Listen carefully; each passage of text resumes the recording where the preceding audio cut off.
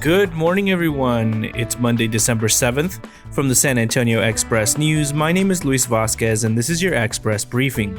All of the stories you need to know to start your day. You can expect sunny skies and a high of 68 degrees in San Antonio today. Today, we mark the 79th anniversary of what President Roosevelt called a day that will live in infamy. You can read more about how the attack on Pearl Harbor sows resolve in the U.S. today over at expressnews.com.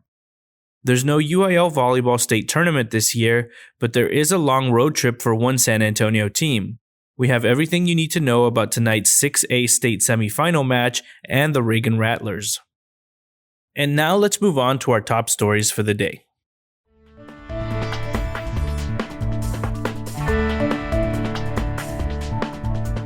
Of the 415 miles of border wall completed, only 30 miles are in new areas, according to a Customs and Borders Protection report obtained by the Express News. This summer, it was 5 miles. Most of the construction has replaced older fencing and vehicle barriers, largely from the El Paso area west to California.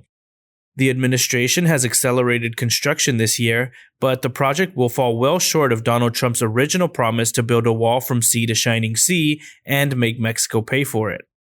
Nevertheless, the border wall has been expensive, costing nearly $15 billion for more than 730 miles of wall since Trump took office. Almost $10 billion was diverted from the Department of Defense programs in 2019 and 2020. Sylvia Foster-Frau explores how construction has ramped up and what could happen to the project under the Biden administration. One person's actions shouldn't define the city or the high school, but that's not how social media works, writes David Hinojosa, an Edinburgh alum, after a video from a Thursday night football game went viral outside the Rio Grande Valley. Emmanuel Duron, an all-star defensive tackle at Edinburgh High School, charged at referee Fred Garcia after Garcia ejected Duron for committing a late hit on the far San Juan Alamo High School quarterback and then arguing with the ref about it. Duron knocked Garcia to the ground, leaving the 59-year-old referee with concussion symptoms and a shoulder injury. The next morning, the 18-year-old Edinburgh senior was charged with Class A assault. Duron's blindside attack on Garcia was a disgraceful and dangerous display of blind rage. He needs to be held accountable for his actions. His teammates do not deserve to be punished for Duron's inability to control his anger, writes Gilbert Garcia, another Edinburgh High School alum. You can read Gilbert Garcia's and David Hinojosa's columns over at expressnews.com. The coronavirus surge is worsening. The daily average of new cases is nearing 1,000. But even as thousands of families pull their children out of classrooms in Northside, Bexar County's largest school district, the reverse is happening elsewhere in the county. More local parents than not are accepting the notion that classrooms are not only better than remote learning, but have been made safe. Texas officials give parents that choice to make, and their decisions sometimes contradict the expectations of school administrators. The move to classrooms also sometimes contradicts the guidance of the Metropolitan Health District. The agency can't enforce its recommended limits on school occupancy, but its leaders acknowledge that educators have done better than they expected at reducing the risk. Krista Toralva takes a closer look at the difficult choice facing local parents and schools. Seaman First Class Abner James Dunn was taking a taxi back to his ship, the USS Oglala, after 5 days' leave in Honolulu when everything exploded around him. Planes swarmed overhead, bombs began to fall, and torpedoes sliced through the anchorage of the U.S. Pacific Fleet. Shockwaves reverberated through the air as they exploded. "I saw this plane make a bank, and I knew what he was after," said 51-year-old Ray Hodling of Lavernia, quoting Dunn in a eulogy he gave at his funeral last week. "I saw that big rising sun. I was so close I could see into his eyes." Just short of 79 years later, 98-year-old Dunn of Floresville was buried with military honors in Corpus Christi. A seaman first class at Pearl Harbor, he leaves only a few survivors in the San Antonio area. "I don't expect to be at room temperature much longer," one of them joked.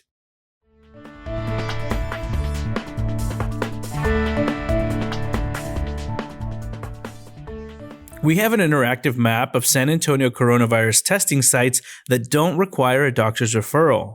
You can find the site closest to you by entering your address, selecting a circle to find out more about a location, including if it's appointment only or if it has drive-through testing. Head over to expressnews.com to use that interactive map today. Next up are your need-to-know headlines. You can find all of these headlines and more inside of your Express News subscription.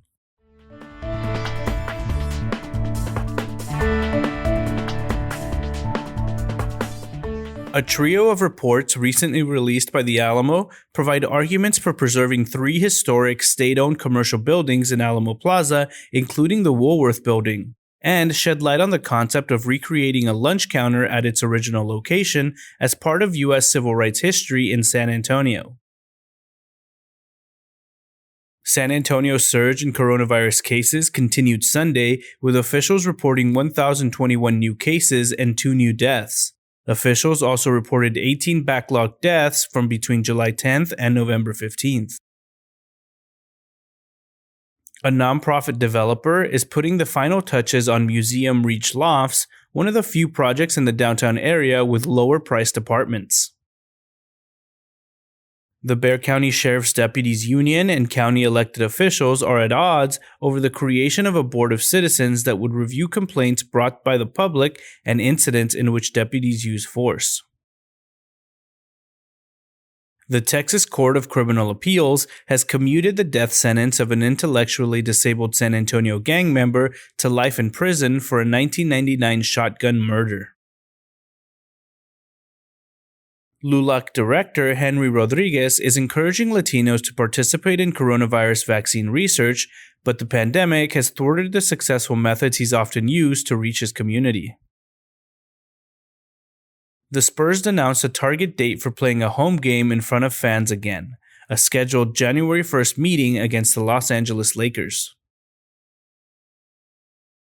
The Texas Longhorns football team has paused all team activities after a potential COVID-19 outbreak among players and staffers.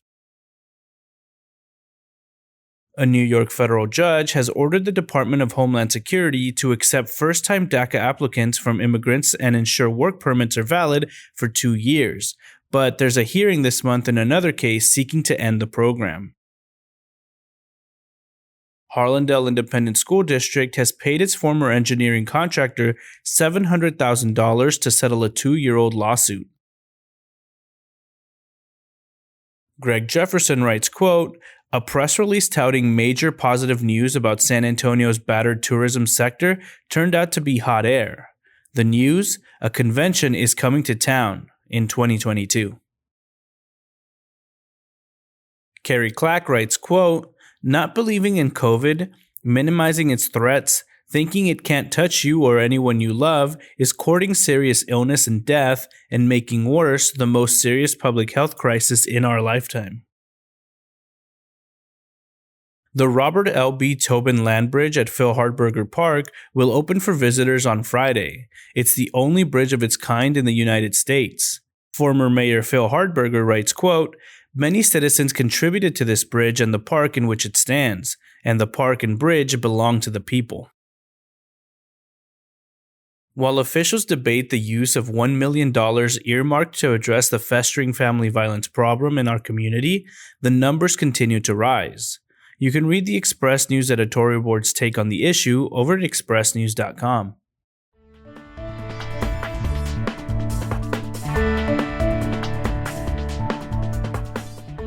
Preservationists and Northside residents are trying to save a mid-20th century barn believed to be the last remnant of the area's dairy farming heritage over the objections of a landowner who wants to raise the building for a shopping center. The city's Historic and Design Review Commission will ask the city council to consider designating the site as historically significant and start a rezoning process to protect the barn as a local landmark at the former Beacon Stubing Farm. The area is heavily residential, with homes and apartments, and marketed with landscaped entrances as Stubing Farm, celebrating ties to a farming family that helped develop the Helotes Leon Valley area. You can read more about the effort to save the barn over at expressnews.com.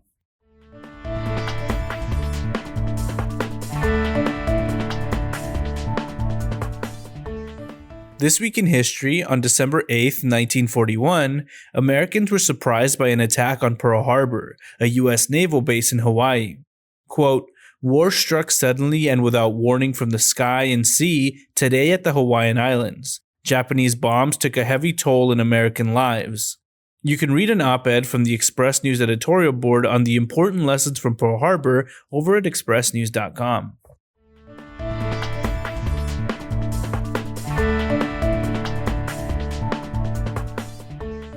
According to the Texas Christmas Tree Growers Association, there are 7 farms in the San Antonio area. The coronavirus and resulting stay-at-home orders seem to have resulted in a pent-up demand for getting outdoors, said Jeff Seeler, who owns one farm. The tons of snow were missing this year, but the Baptist health system still brought in Santa and Mrs. Claus as masked healthcare employees and volunteers greeted children via Zoom and curbside for the annual Winterfest. Can the Spurs find success over a full season with the small ball formula they unlocked in Orlando? The NBA is about to find out. Ray's Pizzeria restaurant makes a giant pie that's one of San Antonio's best pizza values. You can read the full 52 weeks of pizza review over at expressnews.com. You can send your loved ones a care package of homemade hot cocoa this year, then zoom away while mixing and sipping. We'll show you how to do it over at expressnews.com.